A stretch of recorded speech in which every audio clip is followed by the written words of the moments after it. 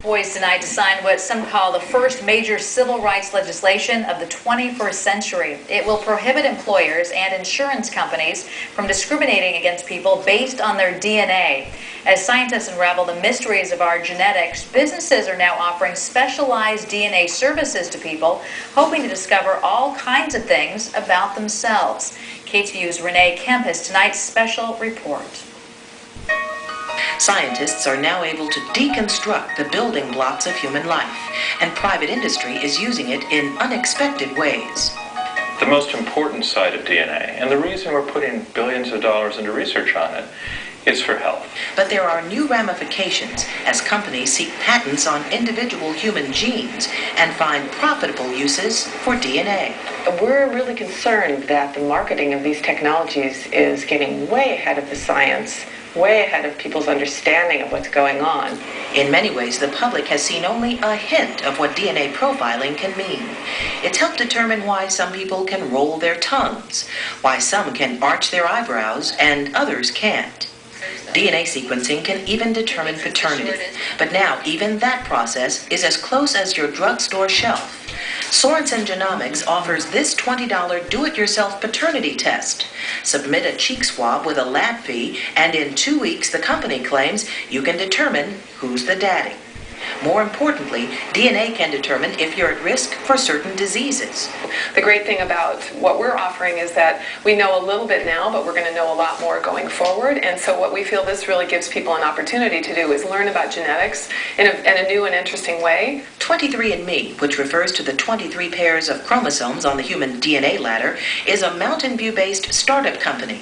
It conducts so-called spit parties, where saliva samples are collected, and for $1,000, participants get a copy of their DNA sequence. But some people worry that the new DNA technologies are moving so quickly that they are under-regulated and have the potential for abuse.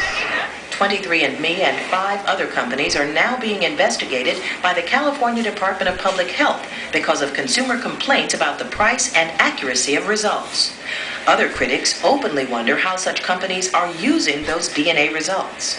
They may be able to make actually most of their money on the products they can develop out of the data that they collect, and that actually people are paying them to give them their data. Critics looking at the burgeoning DNA industry cite privacy and potential discrimination as possible red flags. I certainly think we've got to be aware of how the information is being used. So as we generate that type of information, certainly the privacy of the information is something people should be concerned about, and looking at how that information will be shared and interpreted. Applied Biosystems in Foster City is the first company to create a machine that makes DNA sequencing quick and affordable. What used to require a full year and about $1 million now takes only a week and costs about $1,000. The company expects growing demand from individuals who want their own DNA profile. People such as Melvin Gillette, who has already spent thousands of dollars to trace her ancestry. I'm having a hard time finding records to trace back very far. So I decided to, after I started hearing about it, and I waited about a year, and then I decided to try that. Gillette is convinced her DNA test results trace her roots to the West African nation of Cameroon. But many genetic ethicists question how accurate DNA can be in genealogical research. They're not going to be able to tell you with any honesty, with any accuracy, that your mitochondrial DNA ancestor came from Ireland or Senegal or Japan. Greeley says for every good use of DNA, there's a potentially dangerous one. Attention deficit disorder, 89% probability. In the sci-fi movie Gattaca, people's lives and livelihoods are predetermined at birth based on their DNA profile. Most experts say the science fiction scenario is pretty far-fetched, but it's a real enough possibility that last week the U.S. Congress passed GINA, the Genetic Information Non-Discrimination Act, to prevent employers from basing hiring decisions on genetic test results. The frontiers of DNA are wide open, and the best-case scenario is that someday DNA will be used to create individual owner's manuals for every human being to help customize medicine, increase longevity, and improve quality of life. Renee Kemp, KTVU, Channel 2 News. So, what makes us different from one another? Let's say you have frizzy curly hair and your siblings have shiny straight hair, and you want to know who you got your frizz from. Or you have a history of diabetes in the family and you want to see how likely you are to get it too. Or say you're this guy and you want to know once and for all if you're related to this guy. Okay, let's put us on American Idol. Then you may want to seek the help of 23andMe. It's a personal genetics information company founded by Linda Avey with the help of her partner Ann Wojcicki. As a biopharmaceutical industry insider, Avey knew breakthroughs in the field had a broader appeal. Here's how it works. Order a kit, spit in it. Then 23andMe uses up-to-date technology to map your genetic code. The information they come back with can provide insight into why you are the way you are. Your siblings didn't necessarily get the same versions of your parents' genes that you did. Clients can find out their risk for common diseases and conditions, such as heart disease. They can also find out about the origin of, say, food preferences or athletic ability, even get details about their ancestry.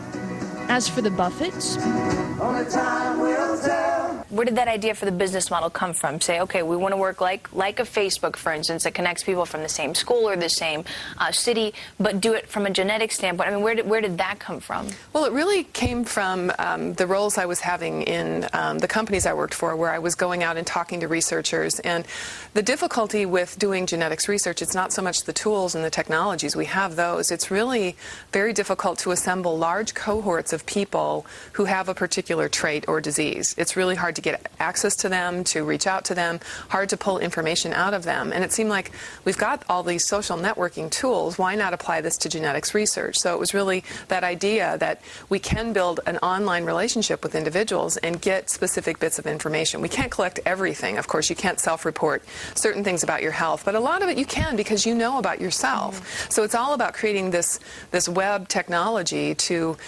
really go hand in hand with the genetics research. And so it was out of frustration that we were not making progress fast enough. Linda Avey, co-founder of 23andMe. You're watching Venture. We'll be right back. We're talking DNA.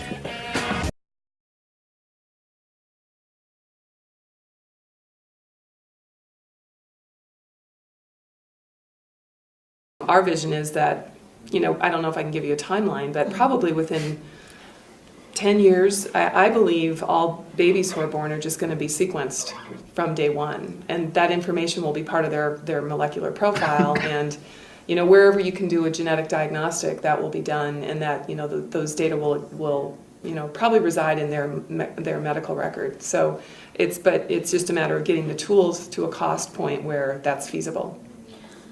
You recognize that 40% of the disease burden, at least in the United States, is behavioral. The 30% is genetic. So you have the ability now to strategically intervene 70% of the disease burden if you combine, these kinds of tools. How do you see? I mean, this is an amazing tool for public policy and for resource allocation for public health. I mean, if you can sequence a population, maybe not in the United States where you can't force anyone to have a genetic test, but in certain parts of the world where it's perhaps the government would mandate, would require testing. It would be a very elegant and efficient tool.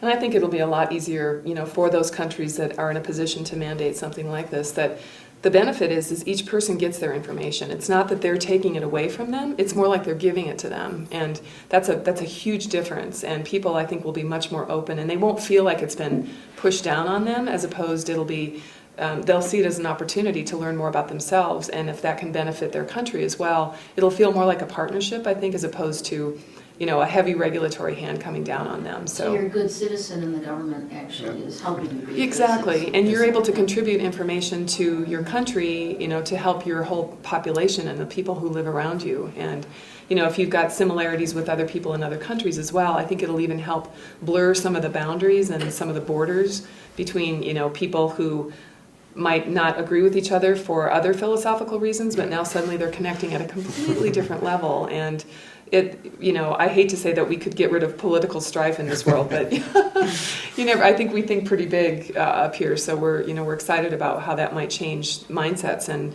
worldviews people have of who seeing how related they are to people that they might disagree with for religious reasons or other reasons. That this is a fundamental way to connect with other individuals. Time to talk to Bill Gates.